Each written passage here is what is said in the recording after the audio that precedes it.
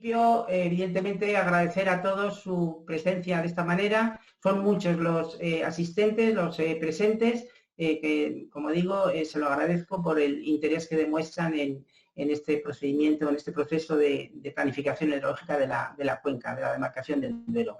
También quiero aprovechar para al personal de la Confederación que está trabajando de una manera muy complicada, como podemos ver y como podemos entender. Está trabajando con gran responsabilidad, viendo que estamos ante un servicio esencial y estamos respondiendo con estas dificultades realmente importantes, fruto de la situación.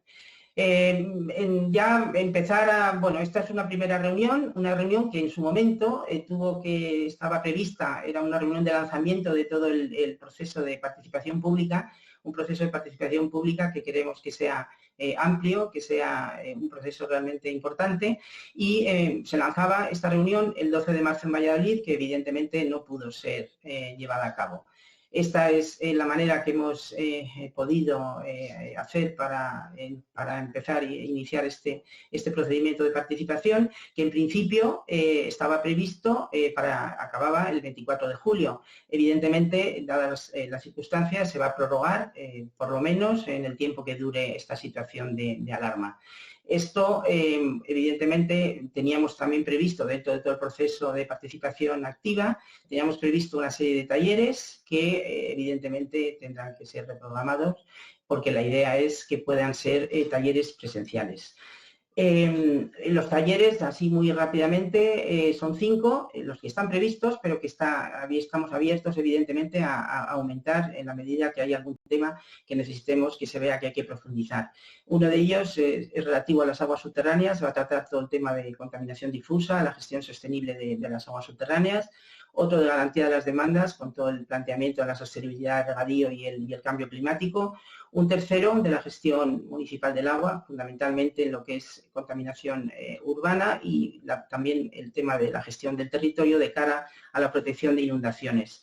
Un cuarto de los ecosistemas que están vinculados al agua, fundamentalmente la gestión del dominio público hidráulico, las correcciones hidromorfológicas y el régimen de caudales ecológicos. Y por fin el último, que va a tratar todo el tema, todos los aspectos económicos, financieros y la gestión del agua, las infraestructuras y la recuperación de los costes de los servicios del agua, la financiación del programa de medidas, del plan, etcétera. Va a haber un último taller que será compartido, será con Portugal, que como vemos, pues es evidente que compartimos la demarcación. Decir, y yo quería plantear que este esquema previsional de temas importantes va a trata los distintos problemas, diagnostica lo que entendemos que son temas importantes generales para toda la demarcación.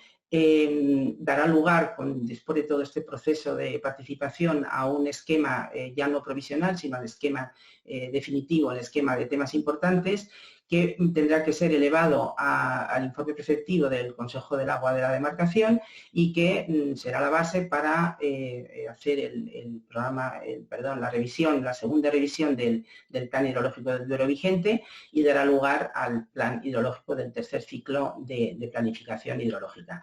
La idea es que nosotros podamos trabajar todo el esquema para elaborar el ETI definitivo hasta final de año, y luego, pues a lo largo del año que viene, hacer el plan y bueno, poder tenerlo el día 20, el 31, me parece que es 31 de diciembre del propio 2021.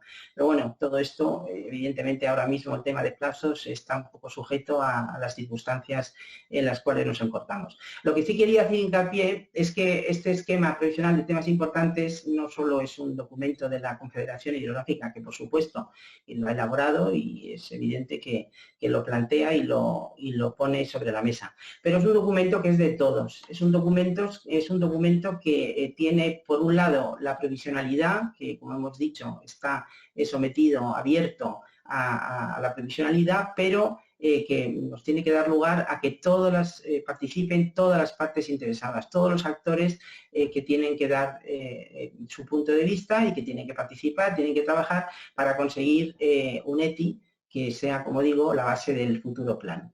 Las administraciones competentes en el recurso del agua, por supuesto, en el recurso tienen que estar, es un documento también de ellos, por supuesto, también es un documento de todos los usuarios que usan el recurso para toda su actividad económica y, por supuesto, también de la sociedad, porque la sociedad cada día demanda más, unos ecosistemas fluviales, unos ecosistemas hídricos cada vez más saludables y cada vez en mejor estado, en mejores condiciones.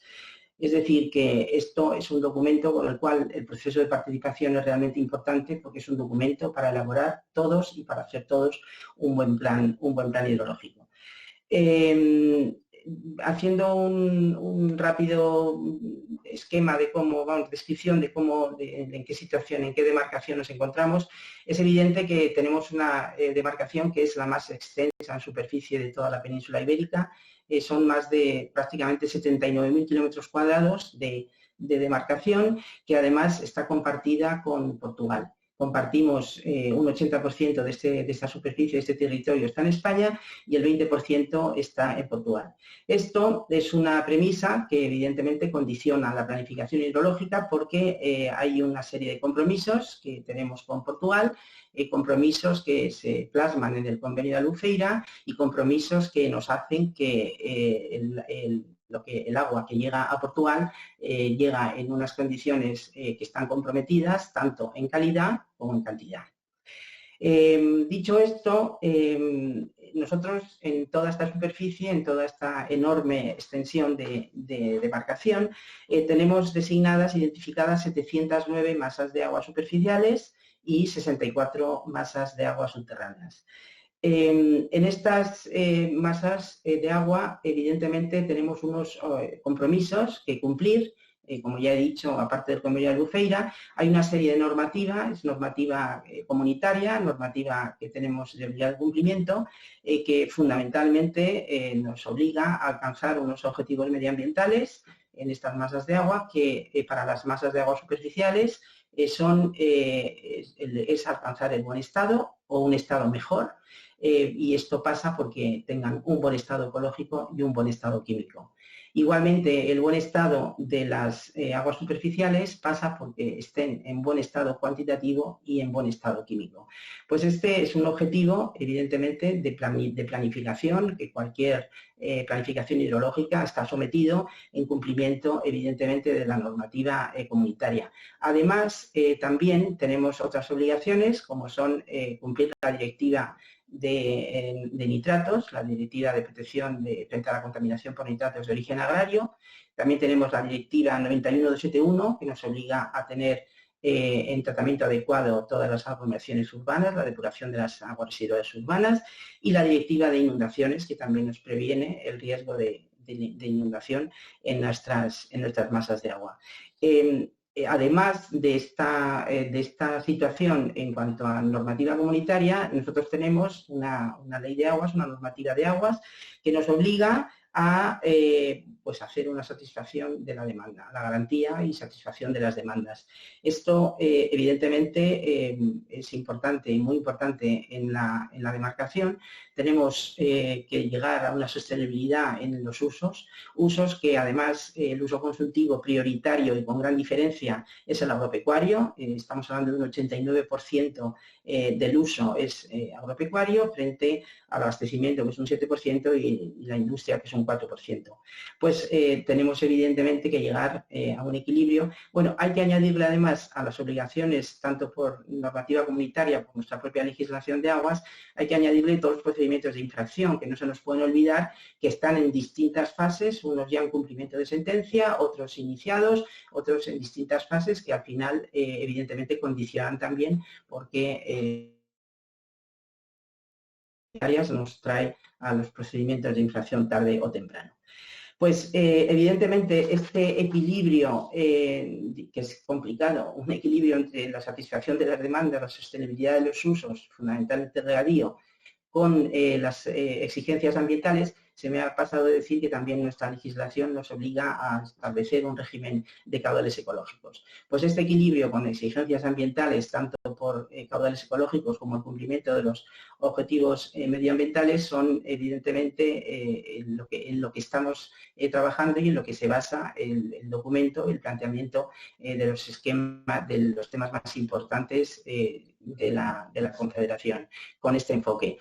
Este enfoque y este equilibrio, como digo, difícil, encima se nos complica y de hecho es en lo que hemos tenido que plasmar y trabajar con este nuevo criterio, que es el de la incertidumbre. Una incertidumbre climática evidente que nos lleva a pues, una frecuencia, una ocurrencia en fenómenos extremos constatados en episodios cada vez más frecuentes de sequías, cada vez más frecuentes y más largas, tuvimos en el 17, también en el 2019, y también fenómenos de inundación, que la última que hemos padecido, larga, intensa y frecuente, y más frecuente, la última en diciembre. A esto hay que añadirle también la disminución en las aportaciones. Los trabajos que ha hecho el CEDES y que plantean las disminuciones de estas aportaciones en la cuenca del Duero, habla de una horquilla entre el 9% y el 13%, y nosotros todos los trabajos, todas las simulaciones, las hemos hecho con un 11% en disminución de aportaciones. Evidentemente, esto nos ha llevado, además, y fruto de la situación en la cual administrativamente nos encontramos, pues como organismo de cuenca dependiendo de un ministerio que, además de tener entre sus funciones evidentemente la transición ecológica, le añadimos el reto demográfico. El reto demográfico es un dato está siendo teniendo en cuenta a la hora de elaborar toda la documentación que nos va a llevar en su momento a hacer y elaborar el plan definitivo, la revisión del plan definitivo. Otra situación que espero y deseo que no nos condicione, pero que tampoco podemos decir que no vaya a ser, es la situación económica que va a quedar en nuestro país después de la situación en la cual nos encontramos. Esperemos y deseemos que no nos influya en todo el planteamiento de financiación de los programas de medidas. Esperemos que no sea así, pero bueno, corremos también ese riesgo. En cualquier caso, el documento, y volviendo ya al documento que nos ocupa, hemos identificado una serie de temas importantes, en concreto 12 temas de tipo general, que entendemos que son los prioritarios, los más importantes a los que se enfrenta esta demarcación. Se ha hecho evidentemente la identificación del problema, hemos evaluado las presiones que han supuesto y origen de este problema, las causas, y evidentemente hay una serie de alternativas que luego veremos, en las cuales pues, se prevé que son las que nos van a dar solución y que son las que, una vez definidas y vistas cuáles son las alternativas que van a dar lugar a la solución de los problemas, pues pasarán a formar parte del esquema de temas importantes, como digo, que será la base del plan hidrológico. Bueno, estos 12 temas que ahora pasaremos a relatar o a exponer con más profundidad, están agrupadas también en 4 grupos para facilitar el trabajo. Y simplemente, ya para acabar, decir que esto es un documento absolutamente abierto, como he dicho antes, la previsionalidad es esta.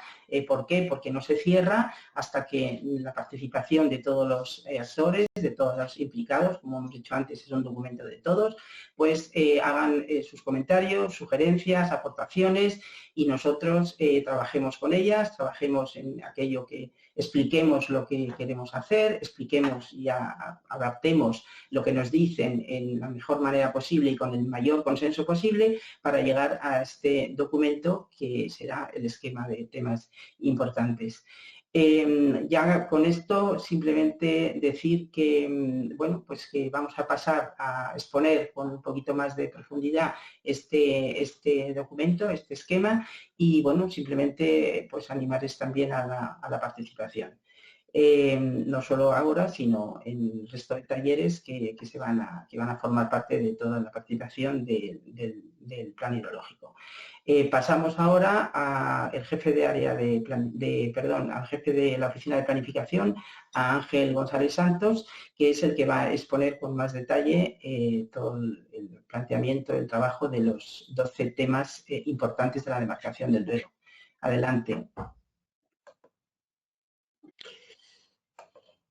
Sí, muchas gracias.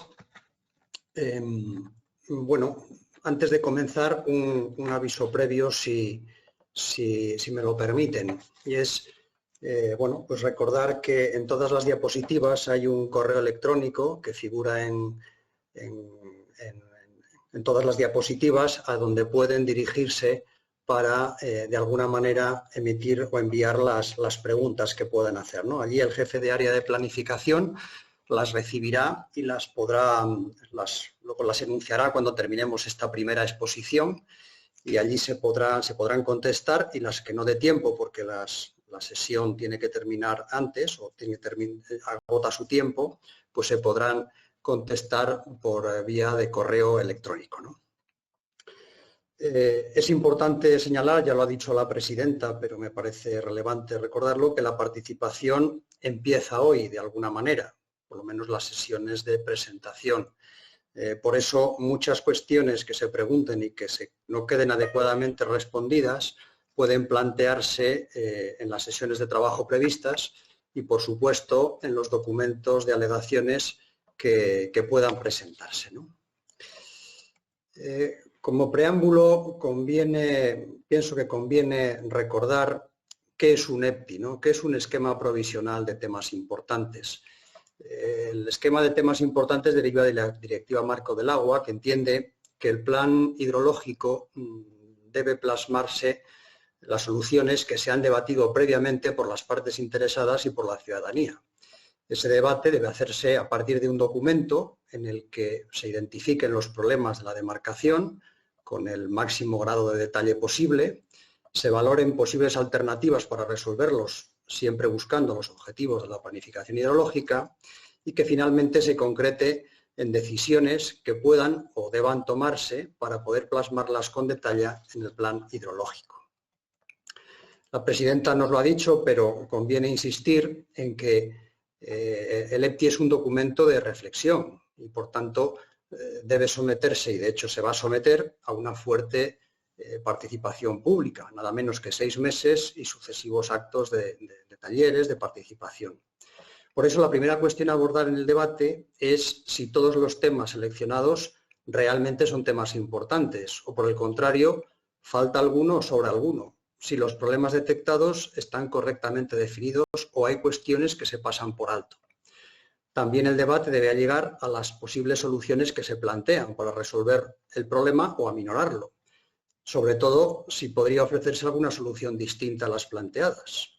El esquema provisional ofrece algunas soluciones y, de las posibles, selecciona una que, con la información utilizada y dentro del marco legal vigente, parece la más adecuada. Por ello, el debate también puede afectar a este aspecto. Como una primera aproximación, se les pedirá que se manifiesten sobre estas alternativas en una encuesta online que posiblemente se les remitirá a lo largo de la tarde de hoy o mañana, ¿no? Una encuesta totalmente anónima, ¿no? Bien, como decía la presidenta, en la cuenca del Duero se han identificado 12 temas importantes, 12 cuestiones, ¿no? Después de 2 ciclos de planificación, podemos decir que no hay temas nuevos en la cuenca. Los grandes temas de la cuenca que aparecieron en el primer ciclo y se han reiterado en el segundo, vuelven a aparecer en esta ocasión. Es una señal de que quizá no son de fácil resolución. A la problemática de la contaminación difusa, la explotación de las aguas subterráneas, la depuración de aguas residuales urbanas o los problemas hidromorfológicos se unen cuestiones transversales, como ha sido citada por la presidenta, los efectos del cambio climático, la adecuada recuperación de costes en un contexto de restricción económica, o la respuesta del organismo de cuenca a las necesidades actuales de protección y del uso del dominio público hidráulico, entre otras, ¿no? Sin duda, estos últimos han tomado un mayor protagonismo, debido a la experiencia que hemos tenido en la cuenca en los años pasados, con fenómenos extremos como sequías e inundaciones severos, o con la dificultad presupuestaria para acometer las medidas del plan vigente, ¿no? Estos 12 temas se han clasificado en esos 4 bloques de los que hablaba la presidenta y que permiten una visión genérica de la problemática de la cuenca y su comparación con otras cuencas similares. El documento tiene una estructura similar a los ciclos anteriores, con una memoria y unos anexos, y los temas importantes se muestran en formato de ficha, ¿no? De cada tema importante se describe cuál es el problema, las presiones que lo originan, como ha comentado la presidenta, se muestra la evolución desde el 2015 y se plantean diversas alternativas. En todos los casos, el criterio que se ha seguido, también común a otras demarcaciones, ha sido que la alternativa cero vendría a ser la alternativa tendencial, que consistiría en aplicar el plan vigente con sus medidas tal y como están planteadas. Hay una alternativa 1, que en todos los casos lo que pretende es cumplir los objetivos ambientales en el plazo establecido por la Directiva Marco, que es 2027, para el cual se proponen, lógicamente, medidas adecuadas y medidas reforzadas, ¿no? Hemos de recordar que España ha manifestado ante la Comisión, en las consultas para la revisión de la Directiva Marco del Agua, su voluntad de no reducir la ambición de la Directiva Marco del Agua. Por tanto, esta alternativa responde pues, a ese deseo y ese planteamiento de fondo.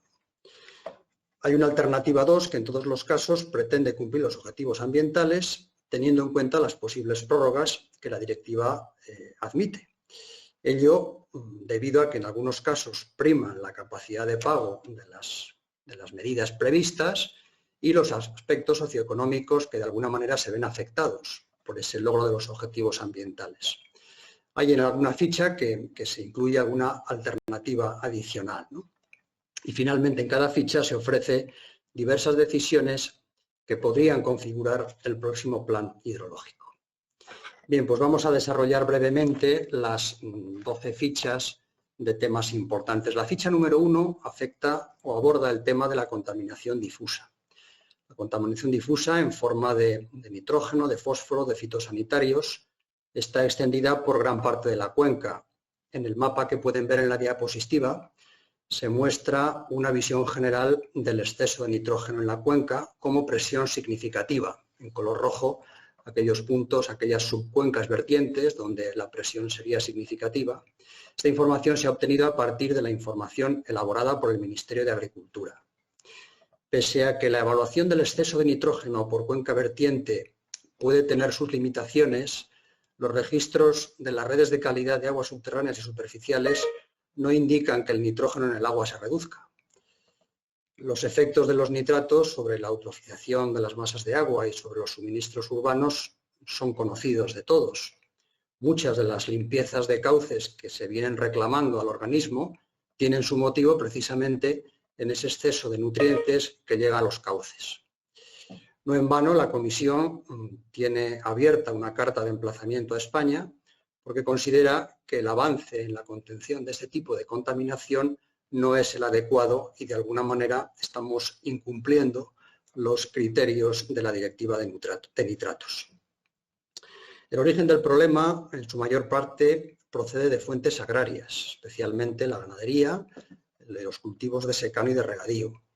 Por ello, las alternativas planteadas inciden precisamente en tratar de reducir los excedentes de nitrógeno de origen agrario, insisto que son los excedentes, no el abonado, no la aportación, o impedir que esos excedentes lleguen a las masas de agua. Para ello se plantean medidas de planificación, como ampliar las zonas vulnerables actuales, aspecto que en la carta de emplazamiento de la Comisión se viene a recordar a España. También medidas de acción, como aprovechar el próximo programa de desarrollo rural para implantar una agricultura de precisión o establecer bandas tampón en cauces con fuerte eutrofización, compensando de alguna manera los titulares por esos servicios sistémicos. Los modelos que hemos utilizado para valorar estas alternativas nos indican que una reducción del 25% del exceso de nitrógeno actual, que sería la alternativa denominada 2, supondría que un 94% de las masas de agua subterránea, dejaran de tener presión significativa por nitratos y un 78% de las masas de agua superficiales dejaran de tener esta presión significativa. Para todo ello, se ha estimado una inversión de unos 93 millones de euros al año para el ciclo 2020-2027. La ficha número 2 aborda la explotación de las aguas subterráneas. La explotación de las aguas subterráneas en la zona central del Duero, que aparece en el mapa que tienen en la diapositiva, en la parte de abajo, ha permitido la transformación en regadío de unas 100.000 hectáreas. Estos son los regadíos más eficientes, los más productivos y los más rentables desde el punto de vista de los fondos públicos, si me permiten hablar así. Sin embargo, esto ha supuesto que 6 masas de agua subterránea se encuentren fuera de la sostenibilidad, con extracciones superiores a los recursos renovables y efectos graves sobre los ríos y ecosistemas hídricos vinculados. Ríos como el Zapardiel, el Trabancos o Guareña solo esporádicamente fluyen, con ocasión de avenidas importantes.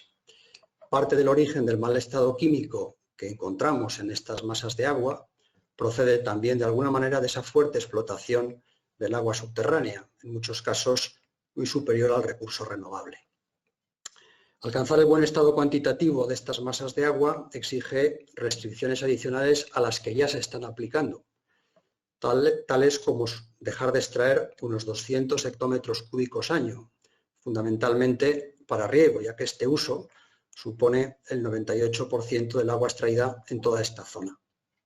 Esto impactaría fuertemente en la economía de la zona, ahora también de alguna manera incluida entre las competencias de nuestro ministerio. La alternativa propuesta pasa por desarrollar las medidas del plan vigente de sustitución de bombeos por agua superficial, reforzadas con nuevas sustituciones allí donde sea posible. Aún así, se verían afectadas unas 15.000 hectáreas, fundamentalmente en la masa de agua Medina del Campo, que deberían retirarse del riego.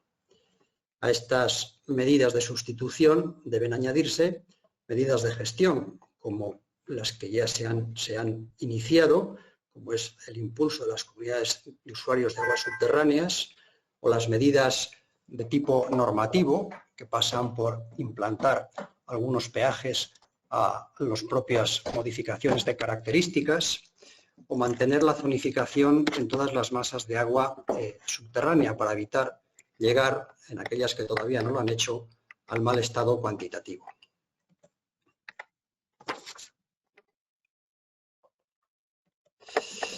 En la ficha número 3 se aborda la contaminación urbana e industrial. Este es un tema importante y recurrente.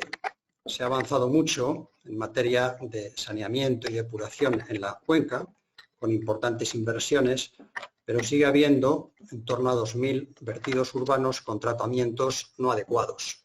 Término que tiene en cuenta no solo la carga contaminante, sino también el tipo de tratamiento y el medio receptor. Aunque el número es importante, la carga total que supone estos 2.000 vertidos es inferior al 15% del total de la cuenca. Esta dispersión de los focos de contaminación puntual es una característica propia de la demarcación y un motivo de atención, pues pese a su pequeña carga, muchas veces esos vertidos se hacen en cauces de escasa entidad, produciendo un impacto severo. Por su parte, los vertidos industriales no conectados a red, que en la demarcación están vinculados sobre todo a industrias agroalimentarias con fuerte carga contaminante y actividad temporal, también producen impactos. Finalmente, las necesidades de tratamiento más exigentes en los vertidos a las zonas sensibles cierra el diagnóstico de esta cuestión. En este tema importante, el montante de inversión está relacionado directamente con el logro de los objetivos. La alternativa tendencial, llamada número 0, no permite que un 12% de las masas de agua reduzcan la presión superpuntual. Por su parte, ir más allá de las exigencias de la Directiva de Residuales, con una inversión descabellada, no permite anular el número de masas con presión significativa.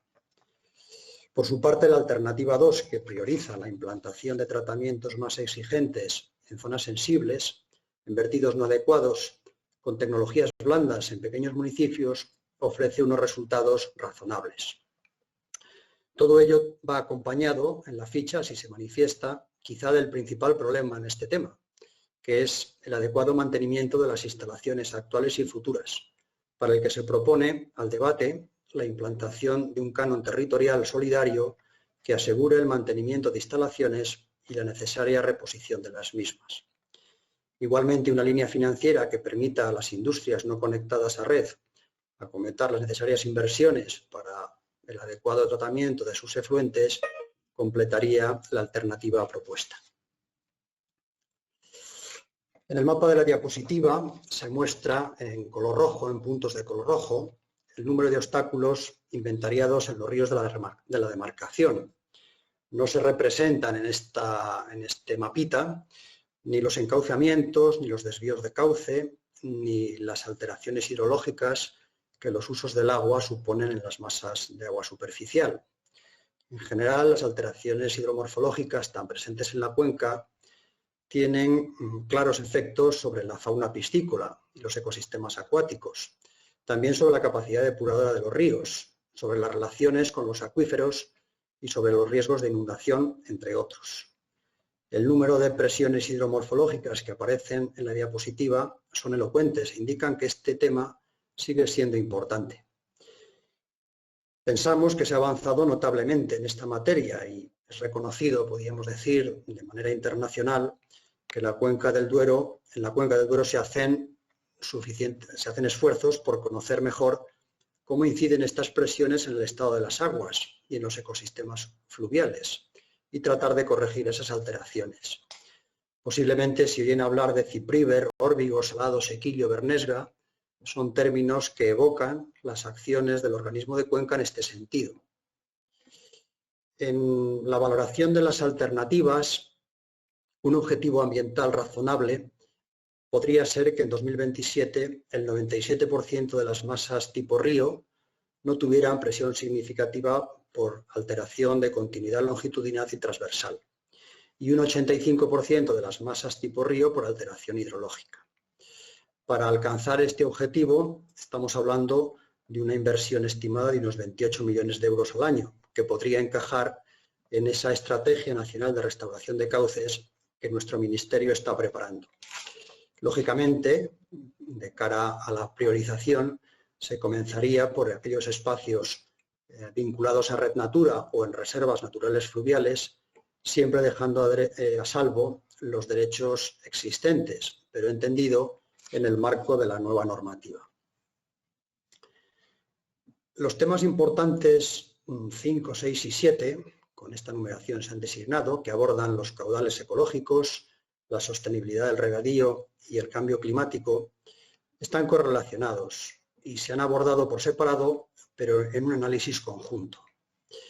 Esto es así porque entendemos que la implantación de caudales ecológicos, restricción al uso del agua de carácter normativo y los previsibles efectos que el cambio climático tienen una incidencia clara sobre los usos del agua.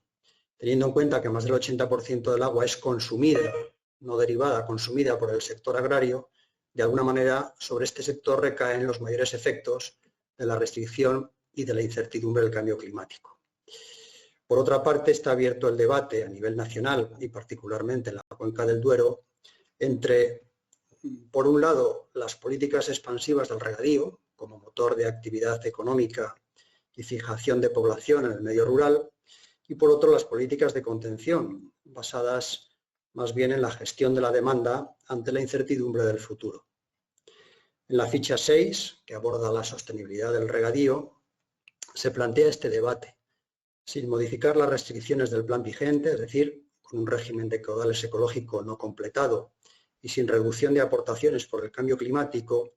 La ficha se plantea qué ocurriría a las garantías de suministro de todos los usos bajo un escenario de gestión de la demanda agraria representada por una mejora global de la eficiencia del uso del agua, lo que hemos llamado la alternativa 1, o, por su parte, en un escenario de ampliación del regadío, hasta un 16% más de superficie, con una política de incremento de la oferta, más allá de las regulaciones previstas en el plan vigente, lo que se ha denominado la alternativa 2. El resultado bajo estas hipótesis, que no dejan de ser incompletas, pero que permiten analizar el efecto de una de las variables, la demanda, exclusivamente, es que la alternativa 2, ampliación del regadío de casi 100.000 hectáreas, se duplicaría el número de fallos de suministro respecto a la situación actual y se incrementaría en un 3% la superficie de regadío que no alcanzaría la garantía mínima. También esta alternativa 2 tiene, si me lo permiten, efectos colaterales sobre la generación hidroeléctrica, que se vería reducida en un 4% respecto a la alternativa 0. Con respecto a la incidencia de las alternativas sobre el cumplimiento de los compromisos con Portugal, plasmados en el convenio de Albufeira, podemos ver, al menos el modelo así nos lo indica, que bajo la alternativa 2 de incremento de la superficie de regadío en esos términos, el número de años que sin ser excepción se incumpliría el convenio, pues sería importante. Por ello se propone abordar la alternativa 0, que además de importantes medidas de modernización del regadío, refuerza las medidas de control, de impulso de las regulaciones previstas en sistemas deficitarios, mejora de caracterización de las demandas y aboga por una contención de las nuevas demandas. El plan vigente estableció caudales ecológicos mínimos en todas las masas de agua de la demarcación tipo río y en 21 embalses. Además fijó caudales de crecida en 20 presas.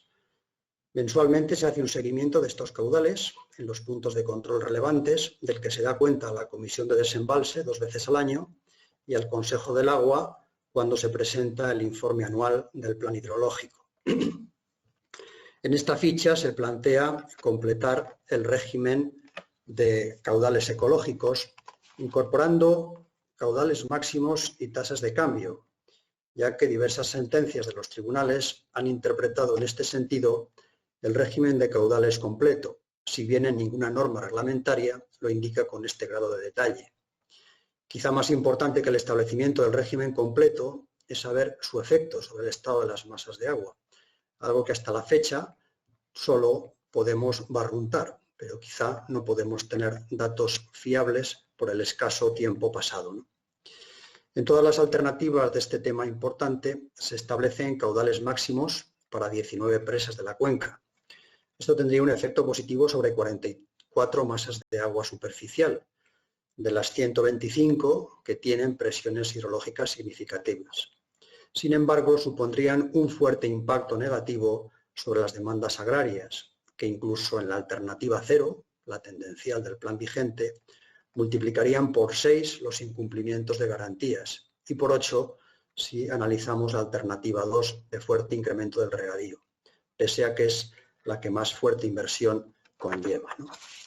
Por ello se propone la alternativa tendencial, acompañada de una revisión del régimen temporal de los caudales mínimos, especialmente en las zonas protegidas, un avance de caudales máximos que permita la garantía de las demandas actuales y un seguimiento adaptativo para poder responder a la pregunta ¿qué efecto tienen sobre el estado de las masas de agua el planteamiento de esos caudales ecológicos? Pese a la incertidumbre existente, algunos de los efectos del cambio climático se han dejado sentir en la cuenca durante la vigencia del plan actual. Ya la presidenta lo ha comentado en su presentación, esas sequías de 2017 y 2019 y las inundaciones de diciembre de 2019 se han presentado en la cuenca con una intensidad desconocida. Los estudios elaborados por el CEDES para la Dirección General del Agua estiman para la cuenca del Duero una reducción de aportaciones media del 11%. No ofrece este estudio un valor del efecto de los fenómenos extremos que pueden ser muy relevantes a escala de su cuenca. Esta estimación de descenso de aportaciones se incluye como entrada en todas las alternativas base citadas en las fichas anteriores para este tema importante. La reducción de aportaciones impacta sobre todos los usos. En el escenario tendencial, el efecto del cambio climático supone que se multiplican por 5 el número de zonas regables que incumplen la garantía de suministro. Aparecen problemas de abastecimiento frecuentes en algunas poblaciones de las provincias de Segovia y Ávila. Se reduce la producción hidroeléctrica al menos en un 10%. Se puede decir que la alternativa más resiliente al efecto del cambio climático es la alternativa 1, que supone mejorar la gestión de la demanda, mejorar en el fondo la eficiencia del uso del agua y reforzar la oferta, puntualmente en aquellos sistemas deficitarios con las demandas actuales. El incremento de la oferta bajo este escenario no siempre supone una mayor garantía de suministro. Por otra parte, el cambio climático afectaría a los compromisos con Portugal, que en la alternativa tendencial pasaría de incumplir 4 años a 11 bajo los efectos del cambio climático y a 12 bajo un escenario de ampliación de la demanda. Esto abre una incógnita más sobre las garantías de los usos, al ser este convenio una restricción previa para España. Pasamos al tema importante 8, que hemos llamado optimización, gestión, oferta e infraestructuras, ¿no? Un título un poco alambicado, si me lo permiten. Hay una parte muy importante de la garantía de suministro de agua que es posible gracias a las infraestructuras, tanto las de titularidad estatal como las privadas. No obstante, como contrapartida, muchas de ellas son presiones significativas sobre las masas de agua, que deben reducirse en la medida de lo posible. Por otra parte, también son elementos de protección frente a sequías e inundaciones. Por ello, su adecuado mantenimiento, explotación y operación en condiciones extremas son garantía de los usos y del buen estado de las masas de agua. La ficha pretende señalar algunos problemas del parque de infraestructuras de la cuenca. Operación que garantice un suministro de caudales adecuados en cantidad y calidad, un adecuado mantenimiento, unas garantías de operación, también cómo armonizar en la explotación los usos con los caudales ambientales, con los caudales ecológicos, y qué sucede con las infraestructuras fuera de uso, etc. De las alternativas que se plantean, se propone la alternativa 2, que incluye mejoras estructurales para garantizar la calidad de los caudales, la mejora en la monitorización del estado y de la operación, incrementar la eficiencia de transporte en los grandes canales. Por otra parte, muchos operadores particulares y ayuntamientos son titulares de grandes presas, por lo que tienen una serie de obligaciones, a veces difíciles de cumplir. Sin embargo, la normativa al respecto es clara y pese a una demanda recurrente para flexibilizar esas obligaciones, un esquema de temas importantes no puede abordar por sí esta problemática. El tema importante 9 es el relativo a la capacidad de ejecutar el programa de medidas de los planes hidrológicos. Como se dio cuenta en el Consejo del Agua de la Demarcación hace unas semanas, el avance del programa de medidas de la Demarcación del Duero a finales de 2019 era del 57%, cuando en términos normales debería estar en torno al 70%, si hacemos un paralelismo entre el tiempo pasado del plan y el grado de ejecución. Muchos de los objetivos ambientales previstos para las masas de agua llevan prórrogas debido a la limitada capacidad financiera de las autoridades competentes. Sin embargo, esta justificación entra en colisión con el principio de recuperación de costes de la Directiva Marco del Agua, que asienta la idea de que las medidas para lograr los objetivos ambientales deberían financiarse con fondos procedentes de los sectores responsables de las presiones que han originado el mal estado. Es decir, que el que presiona paga, modificando el adagio europeo de que quien contamina paga. Las alternativas que plantea la ficha para alcanzar un grado de financiación adecuado del programa de medidas son 3.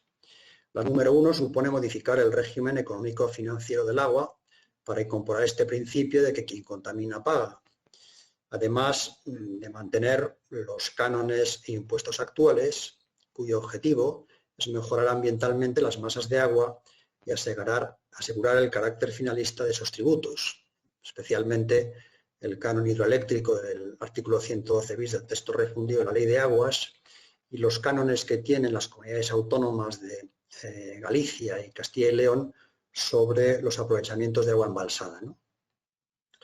La alternativa número 2 propone obtener recursos de toda la sociedad a través de impuestos universales, por ejemplo, el IRPF o el recibo del agua que todos pagamos en nuestro domicilio, ¿no?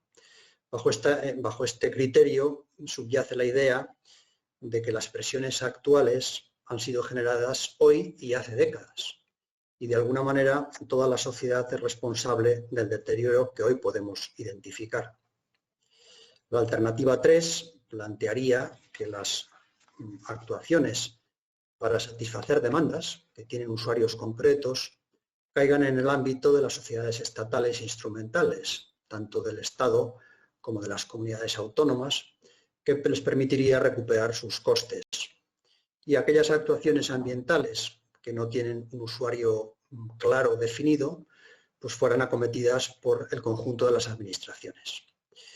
No es un tema que pueda resolver un EPTI o un plan hidrológico, puesto que tiene un carácter más general de país, podríamos decir, ¿no?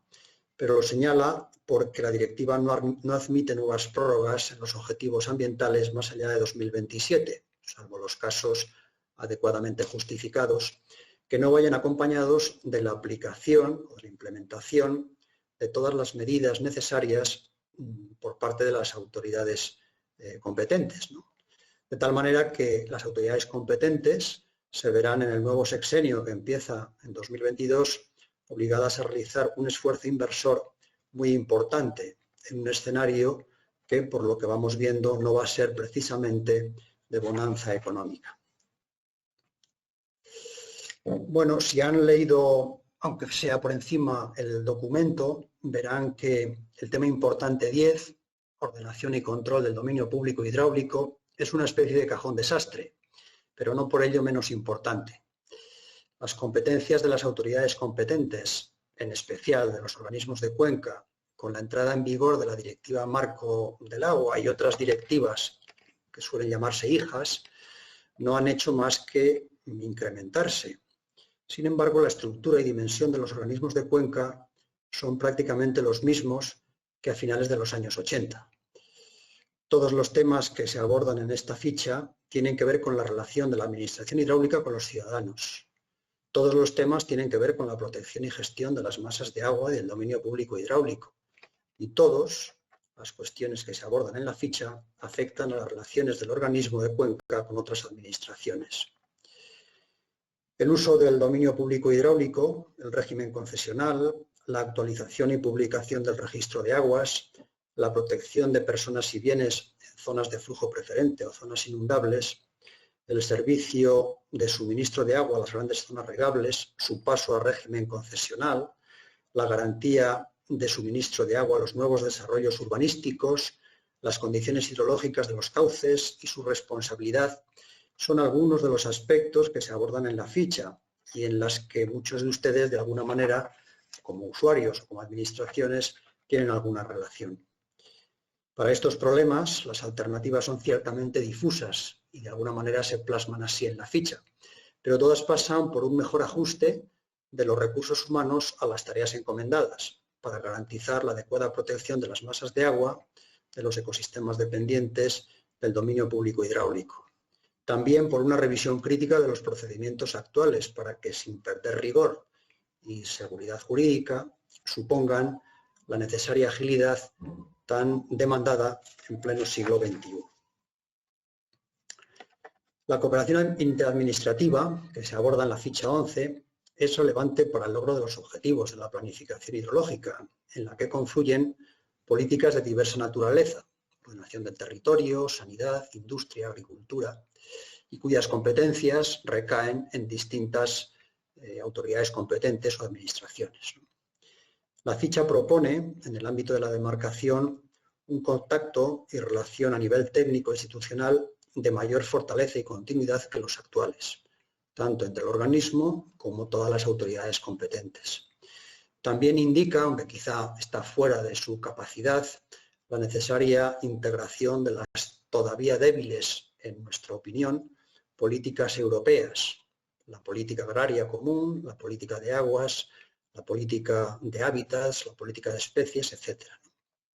Igualmente propone una reflexión sobre la naturaleza y estructura de los organismos de cuenca, para valorar si con ellos se pueden cumplir las exigencias normativas actuales. Dentro de las posibilidades de mejora, y sin menoscabo de las reflexiones que acabamos de decir, la ficha propone una simplificación de los documentos del plan, labor ardua, y que ahora que estamos redactando el siguiente plan, pues va a ser una prueba de fuego, ¿no? Un respaldo presupuestario a los programas de medidas de las asambleas legislativas de cada autoridad competente, es decir, que el miembro de la autoridad competente que acude al comité sea capaz de llevar un compromiso económico y financiero de quien le otorga esa representación, ¿no? Una mayor operatividad del Comité de Autoridades Competentes y de la Comisión de Planificación. También propone un esfuerzo mayor por implicar a la administración local y a los centros de investigación. En el caso de la administración local, es autoridad competente, aunque tiene problemáticas muy diversas, pero su voz y compromiso son esenciales para el cumplimiento de los objetivos del plan. Igualmente, las universidades y centros de investigación, no porque sean actores directos en la gestión del recurso, sino porque son imprescindibles para el análisis profundo de las diversas propuestas que se plantean. Finalmente, la última ficha aborda la gestión del riesgo de inundación. Aunque paralelamente al plan hidrológico se tramita el plan de gestión de riesgo de inundaciones, este no deja de ser un tema importante. En España son numerosas las investigaciones que apuntan a cambios en las inundaciones por la influencia del cambio climático. Tenemos experiencia reciente en la cuenca y en otras partes de España.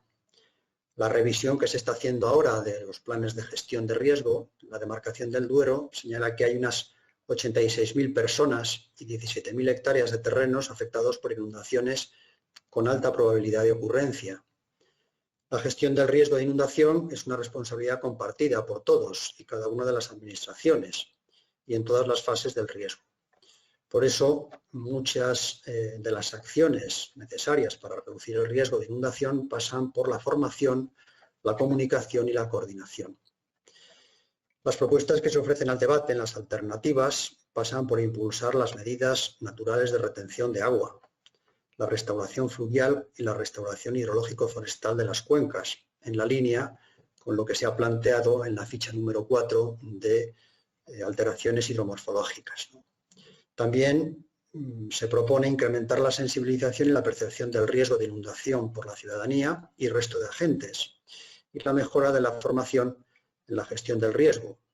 Por otra parte, se propone modernizar los sistemas automáticos de información hidrológica que permitan generar avisos, impulsar en los municipios con alto riesgo de inundación la redacción de planes de prevención que ayuden a salvar vidas humanas y a proteger las actividades económicas. Bien, y hasta aquí pues un pequeño resumen de cada una de las fichas. Para terminar, y aunque la presidenta lo ha abordado en su presentación, simplemente enseñarles en la diapositiva cuáles son las previsiones que tenemos en cuanto a estos talleres de participación activa. Son 5 talleres, como ha dicho la presidenta, más uno internacional, que estaba previsto para el día 21 de abril, pero nos tememos que va a tener que ser retrasado, ¿no? En Arévalo se abordaría la problemática de las aguas subterráneas y la contaminación difusa. En Soria, la problemática de las alteraciones hidromorfológicas y la implantación de los caudales ecológicos. En Salamanca, los efectos del cambio climático sobre la sostenibilidad de los usos.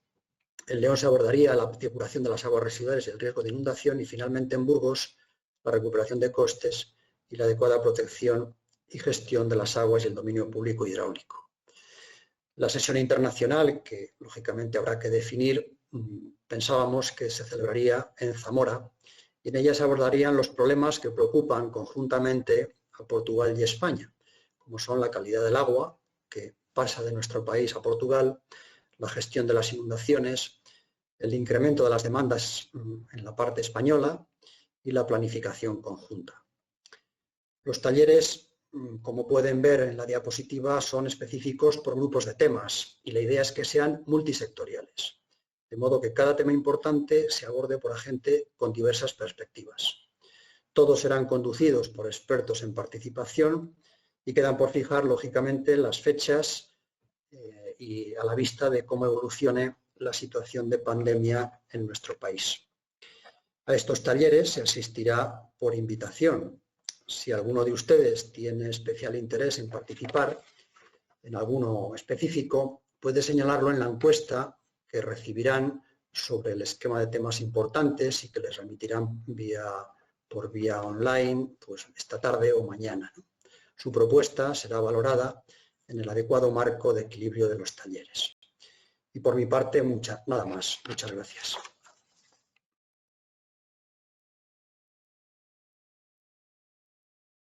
Muchas gracias, Ángel, muchas gracias por esta exposición.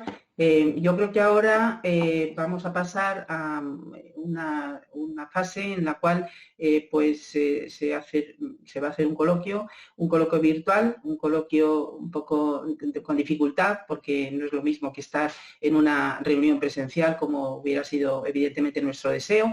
Pero bueno, vamos a intentar, como bien ha dicho el jefe de la oficina, responder en la medida que podamos, y lo que no se pueda en esta sesión lo haremos contestar a los próximos días por vía de correo electrónico.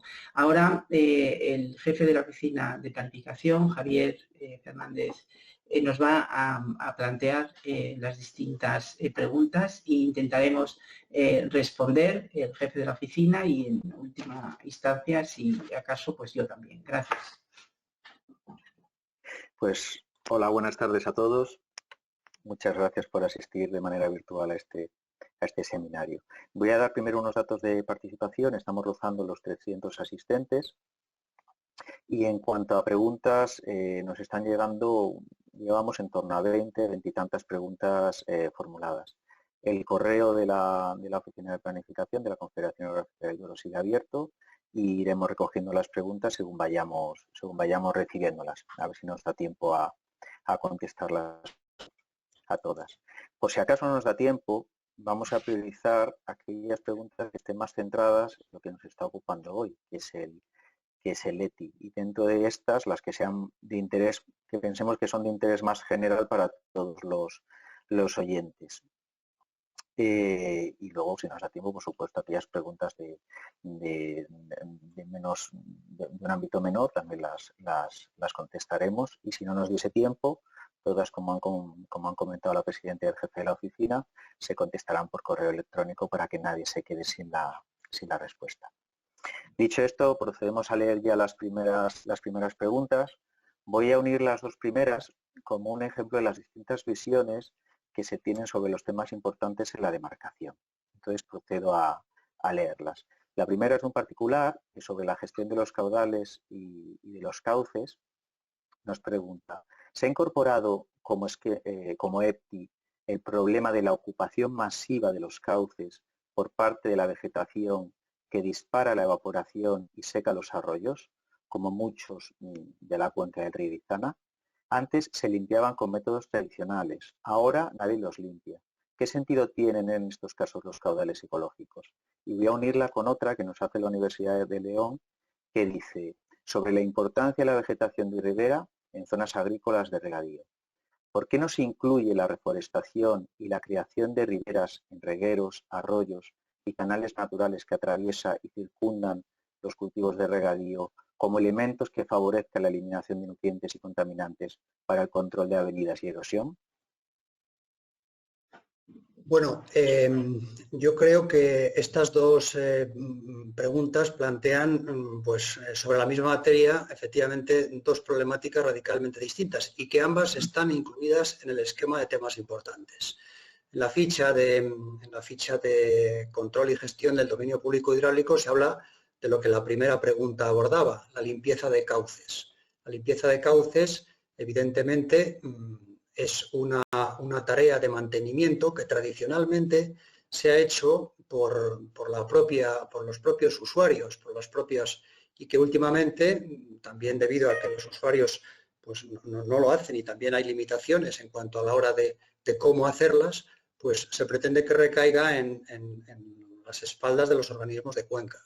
Evidentemente, la limpieza de cauces, en la cuenca del Duero, que hay 83.000 kilómetros de cauces a escala 1,25.000, mantener esa limpieza tal y como hacía la persona que preguntaba, pues es prácticamente imposible. Por eso, pues se va avanzando con inversiones anuales para poder hacerlo, y en la medida donde no llega el organismo de Cuenca se habilita la posibilidad de que sean los usuarios, ¿no?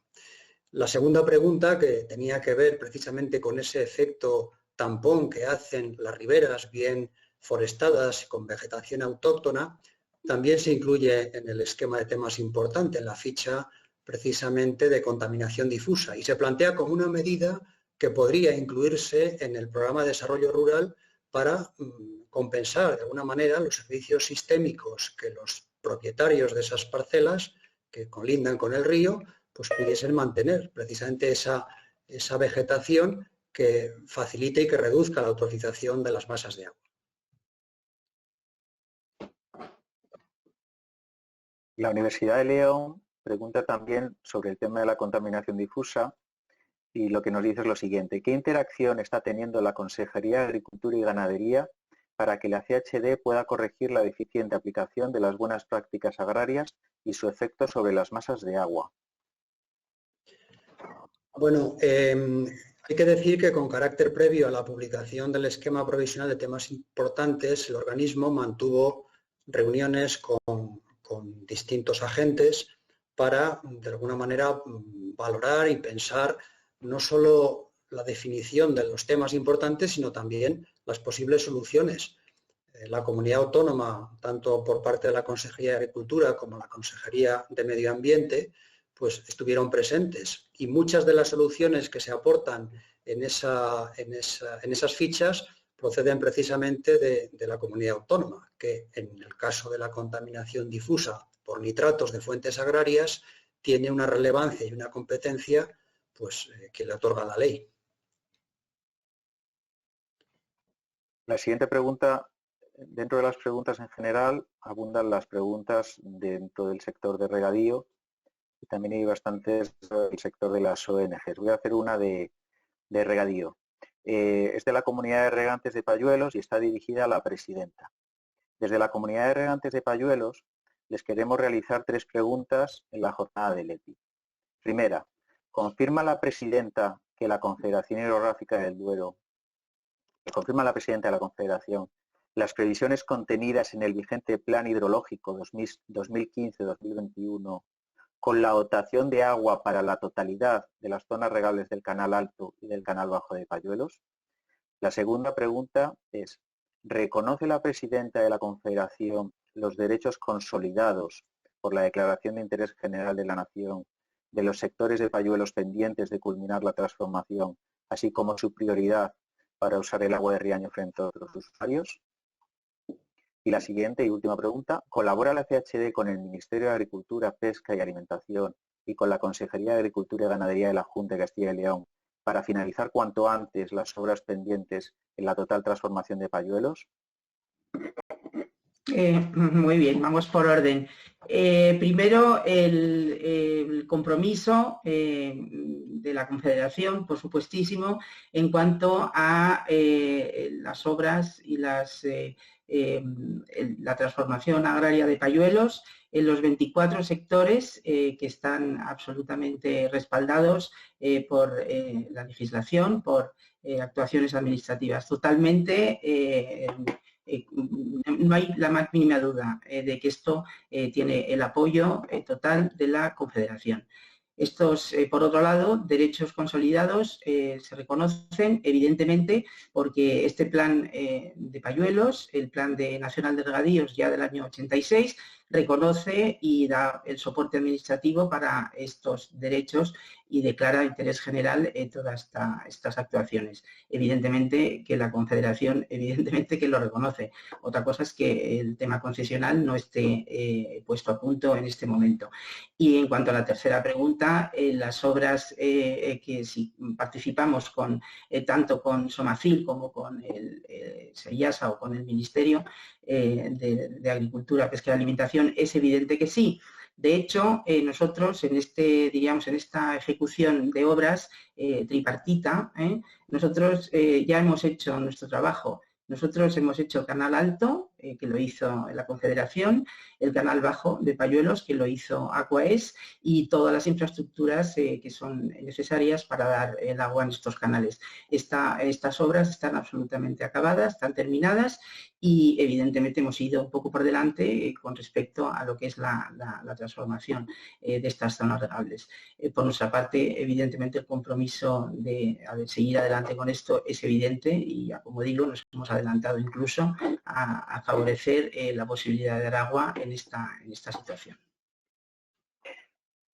Desde el ITACIL, el Instituto Tecnológico Agrario de Castilla y León, sobre los caudales ecológicos nos preguntan: en el ETI del Duero se plantea como una necesidad la implantación de los caudales máximos. ¿Se ha considerado que la implantación de estos caudales en el Duero supondrá la reducción de la funcionalidad de muchos embalses? En la demarcación, peor capacidad de regulación respecto a las aportaciones de España, lo que unido a los efectos del cambio climático tendrá consecuencias muy perjudiciales para muchas demandas y para el desarrollo socioeconómico de estas zonas. Porque aquí se plantea como obligatorio cuando en otras demarcaciones no lo es. Pero vamos a ver, creo que la ficha de sostenibilidad de regadío y de caudales ecológicos aborda la problemática que se plantea en la pregunta, y de hecho lo que dice la pregunta, la observación de la pregunta es cierto. O sea, realmente la implantación de los caudales ecológicos de todas sus componentes va a suponer un efecto claro sobre las garantías de las demandas. Por eso, una de las propuestas que se hace en esa ficha es que, bueno, vamos a hacer una implantación adaptativa. Vamos a buscar unos valores que de alguna manera no solo cumplan la normativa hay que cumplirla porque obedece a una necesidad, a una mejora, a una reducción de las presiones hidrológicas. Si tenemos unas masas de agua muy presionadas hidrológicamente como consecuencia de la regulación de caudales, evidentemente lo que se nos pide es que, primero, que no vayan a más, y segundo, que en la medida de lo posible reduzcamos esa presión. Por eso la normativa plantea los caudales ecológicos en todas sus componentes, no solo los caudales mínimos, también los máximos, las tasas de cambio y los caudales generadores, ¿no? Pero ambas cuestiones creo que están suficientemente explicadas en la ficha, y en las posibles soluciones también se abordan las cuestiones a las que se puede afectar, ¿no? También hablando de regadíos, pero desde el punto de vista de una ONG, WWF, respecto a las modernizaciones de regadío, nos formula la siguiente pregunta: ¿cómo se van a tener en cuenta en el cálculo de los recursos disponibles y las asignaciones a los sistemas de explotación del plan hidrológico la reducción de los retornos de riego producidos tras la modernización de los regadíos en los anteriores y siguientes años? Bueno, las modernizaciones de regadío se van a abordar en el nuevo plan, igual que se ha hecho en los planes anteriores.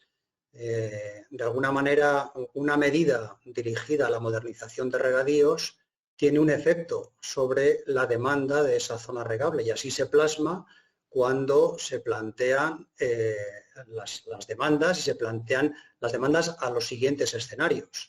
Por lo tanto, una modernización que hace un uso más eficiente del agua tiene una repercusión no solo en el caudal detraído del cauce, sino también en el retorno. Evidentemente, el cauce puede llevar agua o bien porque no dejo de sacarlo o porque se lo retorno cargado de, bueno, pues de microelementos, de contaminantes, de nitratos, etcétera, ¿no?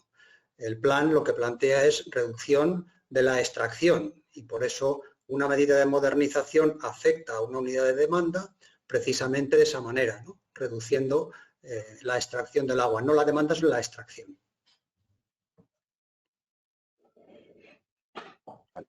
No, respecto a modernizaciones de regadío ha habido más cuestiones, pero van todas un poco en esta línea. Procedemos a leer una pregunta de la Junta de Castilla y León respecto al cambio climático y la satisfacción de las demandas. Nos dicen lo siguiente: en el esquema provisional de temas importantes se considera una reducción de la aportación natural del 11% de la cuenca como consecuencia del cambio climático, lo que supone, para el cumplimiento de los caudales ecológicos mínimos, que esto se cargue en contra de las garantías de uso del regadío, fundamentalmente. Ante esta situación, y habida cuenta de la escasa capacidad de embalse de la cuenca del Duero, el 31%, excluyendo los embalses de uso exclusivamente hidroeléctrico, y más aún si se compara con otras cuencas como el Guadiana, el Guadalquivir o el Tajo, ¿no se considera más justificado un análisis de posibles incrementos de regulación en la cuenca del Duero y, dada su importancia, que se incluya como un tema importante? Bueno, si leen con atención la ficha del cambio climático y la de la sostenibilidad del regadío, ahí sí se plantea un incremento de la regulación de la cuenca. Concretamente, en la ficha del cambio climático se plantea que ese incremento de las demandas, que de alguna manera sería lo que justificaría ese incremento de regulación, ese incremento de la regulación, pues bueno, al hacerlo bajo los efectos del cambio climático, vemos que muchas veces no es suficiente. Y vemos que podemos hacer los embalses muy grandes, pero lo que es necesario es la garantía para llenarlos. Y a veces cuando aplicamos una medida como una reducción lineal de las aportaciones, que no deja de ser una aproximación, evidentemente, pero pues resulta que hay series de años de la serie histórica utilizada, pues que los embalses no se llenan. Y hay años que efectivamente sí se llenan, pero eso, si incrementamos la demanda que cuelga de esos embalses, pues al final estamos en lo mismo. Podemos crecer la oferta, pero si crecemos la demanda, al final nos encontramos con una fractura del sistema, ¿no? A nuestro modo de ver, y al menos hemos querido plasmarlo en esa ficha, el incremento de la demanda no garantiza una mayor garantía, sobre todo si hay un incremento de la demanda. Perdón. O sea, más oferta, si incrementamos la demanda, no siempre se asegura la garantía, ¿no? Por otra parte, valorar una cuenca, comparar una cuenca con otra en términos de porcentaje de regulación, me parece que no responde a la realidad. Evidentemente, la cuenca del Cantábrico occidental apenas requiere regulación, porque sus condiciones hidrológicas pues son distintas a la cuenca del Guadiana o a la cuenca del Guadalquivir. Por eso pienso que efectivamente mayores regulaciones, el plan incluye regulaciones. Hay una serie de regulaciones para atender a las demandas actuales que pueden tener fallos de garantía. Ahora, la cuestión que plantea el EPTI es mayores regulaciones para mayor demanda. Bueno, es lo que se ofrece al debate de los usuarios. Hay varias preguntas relativas a la constitución de comunidades de usuarios, las voy a resumir. Nos dicen, se están creando varias comunidades de usuarios de aguas subterráneas. ¿Se sabe cuándo serán aprobadas? ¿Están paralizados los expedientes para la formación de las mismas? En este caso, ¿se sancionará en esta campaña de riego? Yo puedo intervenir ahí, si quieres, Ángel. No hay nada paralizado. En el organismo de Cuenca no se paralizan expedientes. Otra cosa es la capacidad de resolver y la capacidad de tramitación que tenemos, que evidentemente no es la idónea en absoluto. Pero paralizado, como digo, no hay absolutamente nada.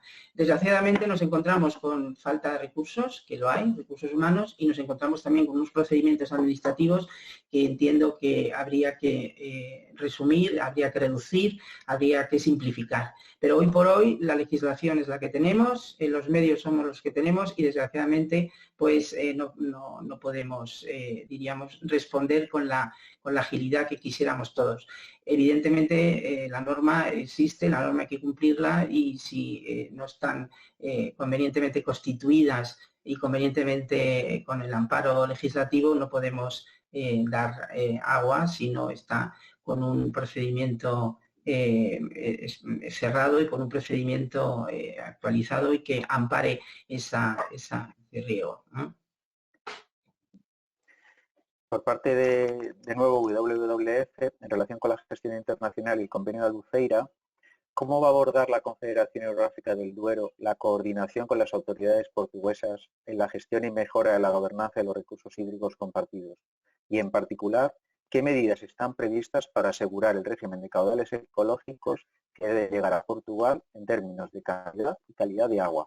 así como de un aporte de sedimentos suficiente desde la parte española de la demarcación. Bueno, la colaboración con Portugal en la planificación hidrológica y en la gestión es constante. Habitualmente, a través del Comité de Aplicación del Convenio, la CADC, las cuencas que comparten con Portugal demarcación, pues tienen una serie de encuentros y de reuniones donde se va, digamos, abordando las cuestiones comunes de planificación. Siempre hemos dicho, especialmente ante nuestros compañeros portugueses, que para nosotros el Convenio de Albufeira es una restricción al uso del agua.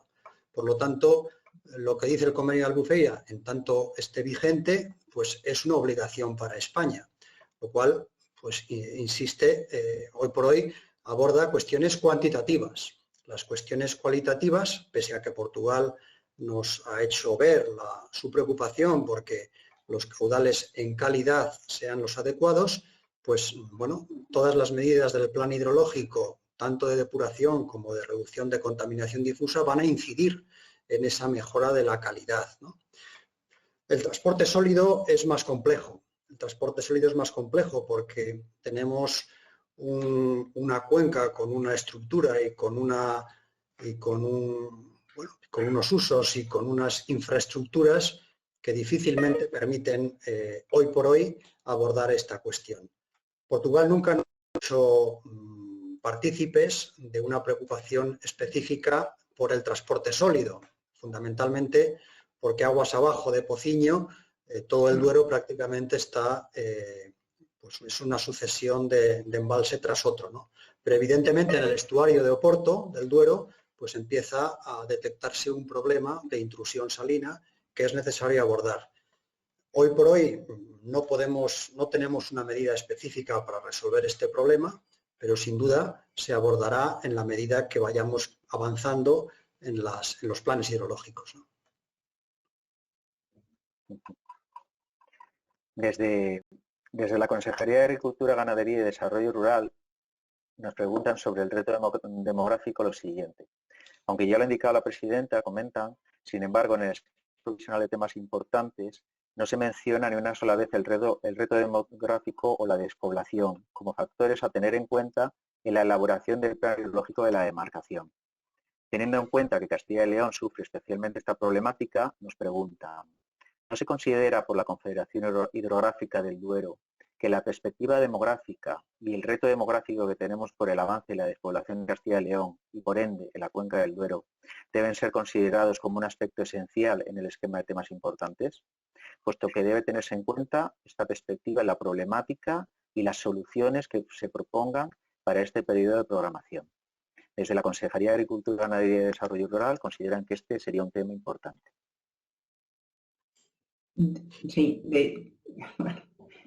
de hecho, ya hemos hablado de que es un tema nuevo, que ha surgido, igual que pueden surgir restricciones económicas y evidentemente todo el planteamiento, eso no está plasmado en el documento que tenemos, pero sí que es un documento, es un aspecto que se va a considerar a lo largo de este tiempo, en el cual, como ya hemos comentado, como ha comentado el jefe de la oficina, lo que no está, pues tendremos que tratarlo, lo que nos sugieran y es totalmente abordable y digno de consensuar, se hará. Es decir, que este documento admite precisamente enfoques como este, que es relativamente nuevo, vamos, muy nuevo, y lo vamos a contemplar, evidentemente. También nos han llegado consultas de empresas de ingeniería. Voy a proceder a leer una de una empresa de ingeniería forestal que nos pregunta lo siguiente.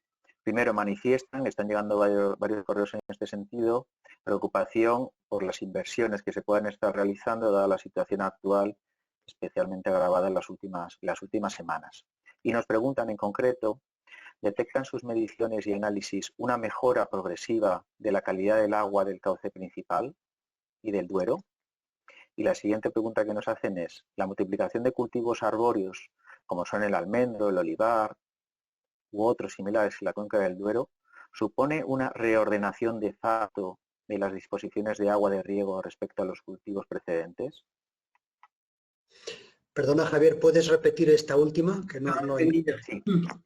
Sí, hablan de la multiplicación de los cultivos arbóreos, el almendro, el olivar intensivo o otros similares en la cuenca del Duero. Y nos dicen, este cambio a los cultivos arbóreos está suponiendo una reordenación de facto de las disposiciones de agua de riego respecto a otros cultivos tradicionales precedentes. ¿Se está notando? ¿Se está evidenciando?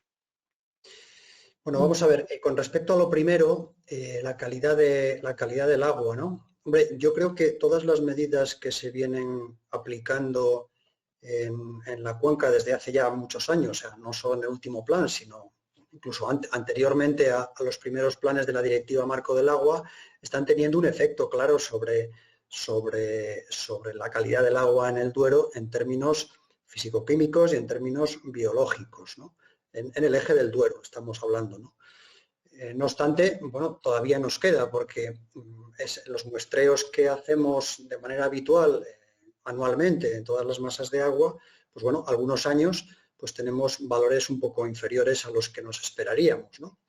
Por eso, bueno, yo creo que sí, que se está notando una mejoría, que las medidas están teniendo un efecto sobre algunos indicadores de calidad del Estado, ¿no? En relación con lo segundo, la verdad es que estamos un poco perplejos en la Confederación, porque claro, nosotros siempre hemos entendido que esta ampliación de los cultivos leñosos, como son todos estos frutos, estos cultivos de frutos secos que están ampliándose, pues iban a traer una menor demanda de agua, pero nos estamos encontrando con sorpresa que las demandas que solicitan aquellos usuarios que piden una concesión o una modificación de características para riego de cultivos leñosos de este tipo, piden unas dotaciones muy elevadas para lo que pensábamos, ¿no?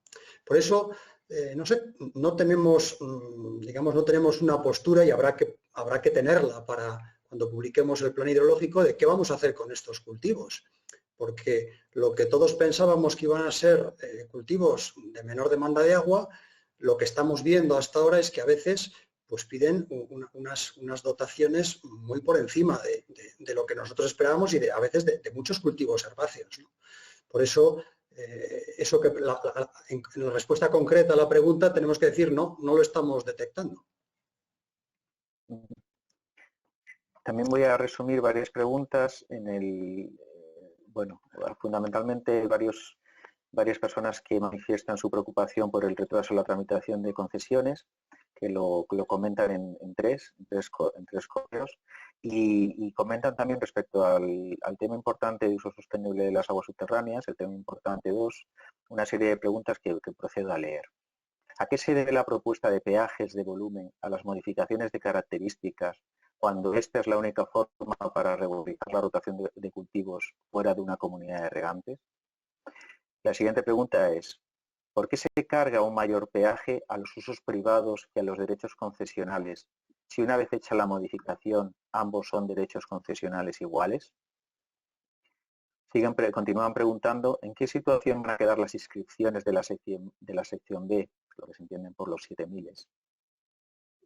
Y por último, respecto a la aplicación de un canon de utilización del dominio público hidráulico a las extracciones subterráneas, ¿en virtud de qué parámetros se va a valorar? Si queréis os la repito. La última, por favor. La última pregunta, ¿cuál era?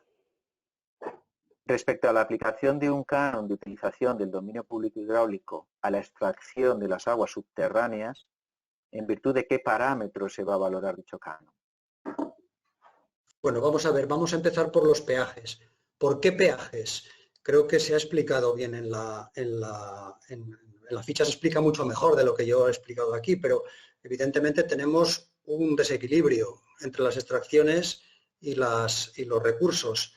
Si tenemos que ajustar el recurso, tenemos que ajustar la extracción al recurso disponible, evidentemente hay que hacerlo de alguna forma. Y de otra manera, aplicar peajes a todo el mundo sería una especie de expropiación, ¿no? Por eso las modificaciones de características, que en su mayoría, las que están entrando actualmente, son para ampliar superficies de riego, pues por eso se plantea en el EPTI como medida propuesta un peaje para esas modificaciones de características, ¿no? ¿Por qué un peaje de un tipo al derecho privado y otro al derecho concesional? Bueno, pues porque de alguna manera el derecho concesional ya ha sufrido restricciones anteriormente frente al derecho privado y por eso, de alguna manera, el paso a concesional pues requiere esa restricción histórica que han sufrido el concesional y que no ha sufrido el privado, ¿no?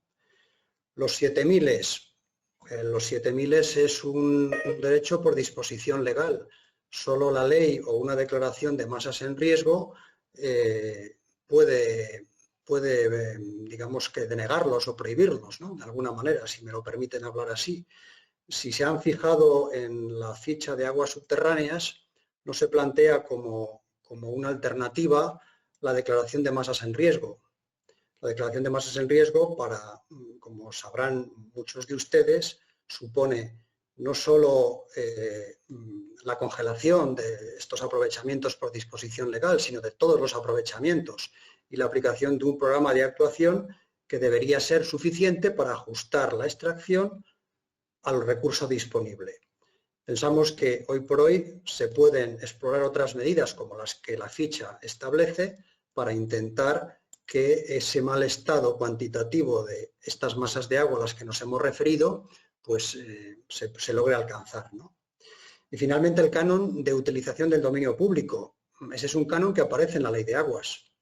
No se está aplicando de alguna manera porque se entiende, bueno, pues por cuestiones diversas, pero hay una herramienta que suficientemente desarrollada podría contribuir precisamente no solo a la mayor eficiencia del uso del agua, sino también a disponer de esos fondos que permitan acometer las medidas dirigidas a mejorar el estado de las masas de agua, entre otras, en el caso de las subterráneas, a lograr ese equilibrio entre las extracciones y los recursos disponibles. SEO BirdLife, en torno al tema importante de alteración hidromorfológica, nos comenta lo siguiente. En primer lugar, es realmente sorprendente que el tema importante sobre la integración de la Directiva Marco de Agua y la Red Natura 2000 se incorpore al EPTI en la ficha de alteraciones hidromorfológicas de una manera muy limitada y forzada, puesto que la integración de la conservación de los hábitats y las especies y las zonas protegidas de la Red Natura 2000 no se limita únicamente a impactos hidromorfológicos, ¿no? Entonces nos preguntan en este sentido, ¿va a incorporar la Confederación medidas para aquellas especies y hábitats en estado desfavorable en todas las masas de agua en las que se encuentre a pesar de que la masa esté en buen estado? ¿Va a incluir la Confederación en el régimen de caudales ecológicos los requerimientos de los hábitats y las especies de interés comunitario? ¿Cómo se va a realizar esa integración? Bueno, este es un aspecto que, como sabe SEO BirdLife y otras organizaciones de defensa de la conservación de la naturaleza, pues se viene trabajando en el Duero desde hace tiempo. En el anterior plan, de alguna manera, siempre decíamos que no teníamos los planes de gestión de Red Natura 2000 y que, por tanto, pues no teníamos como muy claro cuáles eran las medidas. Hoy ya están aprobados esos planes de gestión y, de alguna manera, el plan hidrológico lo que hará será incorporar todas aquellas medidas que los planes de gestión de Red Natura pues, establezca como prioritarios. En esto hay una comunicación, bueno, no sé si muy fluida, pero al menos bastante intensa con la comunidad autónoma, que es de alguna manera la responsable de ese estado de conservación y de esa gestión de Red Natura. Por eso, esas medidas que los planes de gestión establecen, pues se incorporan. ¿Por qué se tocan solo aquí los aspectos hidromorfológicos? Porque nos parece que son los más relacionados con los hábitats y las especies de lo que tiene que ver con las masas de agua. Siempre en las reuniones que hemos mantenido con nuestros compañeros de la comunidad autónoma de la Consejería de Medio Ambiente, siempre nos han dicho que un buen estado de las masas de agua supone un buen estado de especies y hábitats. Quizá no es una correspondencia tan proporcional o tan clara como lo estoy diciendo, pero contribuir al buen estado de las masas de agua en términos hidromorfológicos supondrá un claro mejora y un buen estado de conservación de especies y hábitats. Así al menos lo entendemos, pero para la respuesta a la pregunta sí, incorporaremos todas esas medidas de los planes de gestión al plan hidrológico.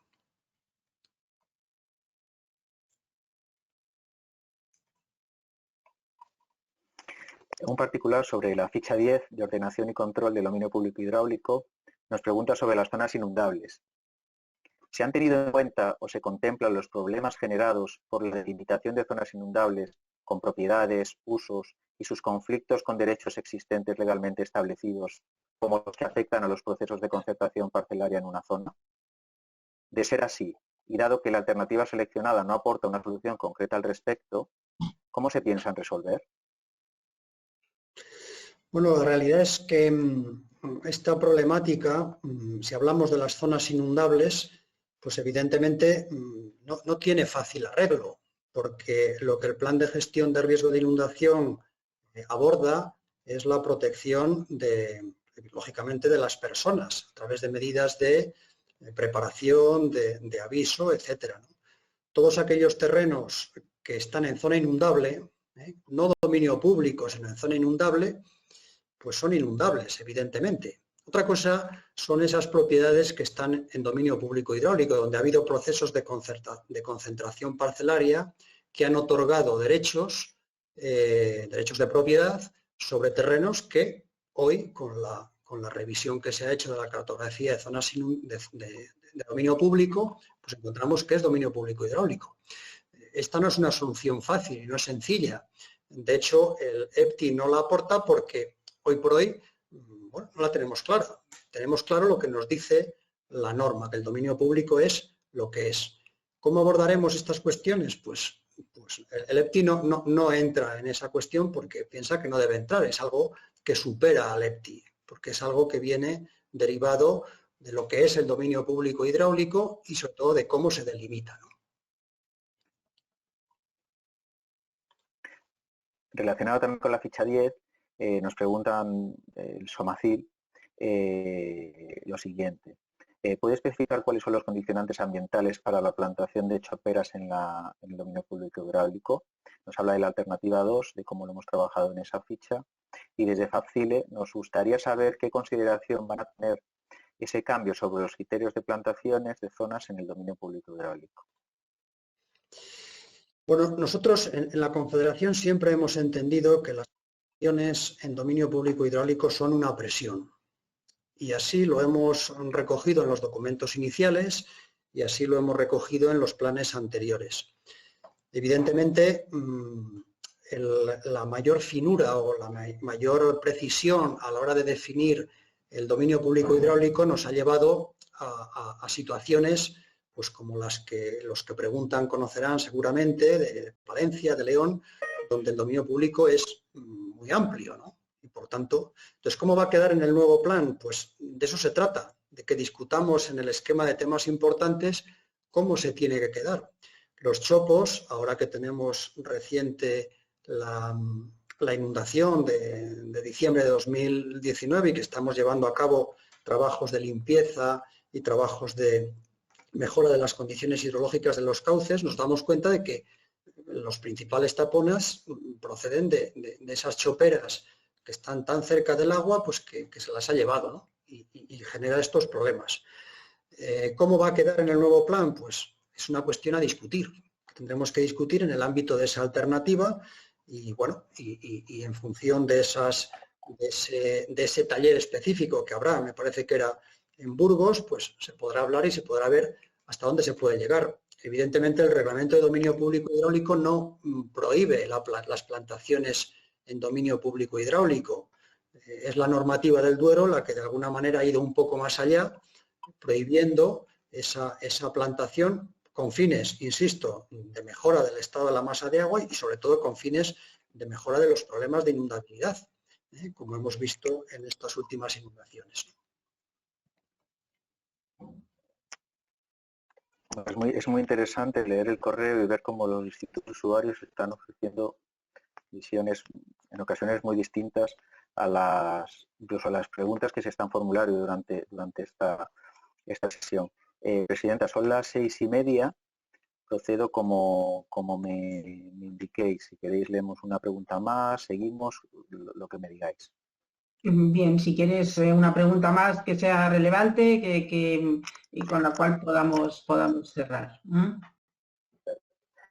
Perfecto. Pues hay una que me refleja un poco la situación de incertidumbre. La hace SEO Guide y nos dice, dado que no se han aplicado todas las medidas del segundo ciclo y vamos con un retraso importante en la inversión económica respecto a las medidas, ¿cómo puede el ETI actual y futuro del plan del Duero asegurar que se aplicarían las medidas planteadas siendo conscientes de que no hay más plazos a futuro? Bueno, esta es la pregunta clave de todo esto, ¿no? La pregunta clave es ¿qué está dispuesto a hacer España, cada comunidad autónoma, cada organismo de cuenca, cada entidad local para lograr los objetivos ambientales? Porque de alguna manera, si los objetivos ambientales se logran con unos compromisos, pues de alguna manera hay que asumir que esos compromisos se pueden plasmar. Por eso en la ficha de cooperación administrativa se habla incluso, se llega a hablar, quizá un poco atrevidamente, de que haya compromisos de las asambleas legislativas, del Poder Legislativo, que haya un compromiso con las medidas que corresponden a cada autoridad competente, pues para que se puedan aplicar. Evidentemente, el contexto en el que nos encontramos y el futuro que nos parece que puede llegar, pues es un contexto de cierta contracción económica y eso pues también juega en contra de las propias medidas, ¿no? De cualquier modo hay que ser, pienso, muy honesto y muy serio en las medidas que se establezcan para los planes hidrológicos, porque de otra manera podemos decir que vamos a hacer muchas cosas y luego ya, como dice la pregunta, no hay más plazo. Y de alguna manera la directiva marco lo que pide es que se pueden prorrogar los objetivos ambientales siempre que antes de 2027 se hayan aplicado todas las medidas necesarias para lograr el buen estado. Y esta es una línea roja pues que nos va a limitar mucho, ¿no? Por eso es tan relevante la discusión de este esquema de temas importantes, porque especialmente para los que somos autoridades competentes, porque tenemos que fijar cuál es nuestro horizonte y nuestras expectativas. Y si no somos capaces de llegar a esas medidas, pues tendremos que reconocerlo honestamente, ¿no? Yo, al hilo de eso, quería un poco cerrar también, aprovechar que ya es la última pregunta. Sí es cierto que la capacidad de financiación, pues ahora mismo puede verse comprometida. De hecho, en el plan anterior y en el anterior también nunca se han tenido disponibilidad presupuestaria para llevar a cabo tantas medidas. Lo que sí está claro es que todo el régimen económico-financiero, que es la que soporta y la que soportaría todas las medidas para aplicar en el plan, está en un periodo de transformación. Yo entiendo que eso es un tema que se escapa evidentemente de la Confederación Hidrográfica del Duero, pero no del Ministerio, no de la Dirección General del Agua, que se está trabajando en cómo reformar, cómo buscar financiación, cómo hacer instrumentos de financiación de infraestructuras, instrumentos de financiación, en definitiva, cómo poder cumplir las medidas que están y que van a estar con un planteamiento económico-financiero, diríamos, acorde con la situación en la que nos encontramos y con las obligaciones que tenemos. No se nos olvide que desde el año 85, pues este régimen económico-financiero prácticamente no se ha tocado. Eso y, evidentemente, también pensemos en que gestionando bien la demanda, seguramente pues tendremos opción de ahorros importantes, haciendo buen uso, un uso sostenible de todo el recurso, haciendo ahorro, haciendo maniobras evidentemente de eficiencia, pues también es posible que repercutan en obtener de forma indirecta beneficios. Pero vamos, indudablemente sí que el panorama no es muy evidentemente, y con la situación en la que nos encontramos ahora, no es diríamos que está un poco comprometido y en ese sentido pues tendremos que trabajar de cara al nuevo plan, teniendo en cuenta que, como bien ha dicho el jefe de la oficina, en el 2027 tenemos que alcanzar los objetivos medioambientales, que no hay, haciendo uso de las prórrogas en casos de exención totalmente justificada, pero si no, no hay más que llegar y alcanzar estos objetivos. Y yo creo que ya, no sé, damos por acabada esta primera jornada de lanzamiento. Ha sido una jornada, aparte de la dificultad de utilizar esta manera virtual de hacerlo, pero desde luego sí que da lugar al inicio de un proceso de participación activa importante que ya se ha plasmado en talleres, que animo a todos los interesados a que acudan, que se apunten. Hay muchas cosas que están en el aire, como bien hemos visto, hay cosas que preocupan, que están tocadas, evidentemente, y en esa línea tenemos que sentarnos en estos talleres para ir cerrando temas, ir consensuando temas, profundizando en temas y con las aportaciones que también nos van a venir en las alegaciones que evidentemente ya estarán y están entrando en el organismo.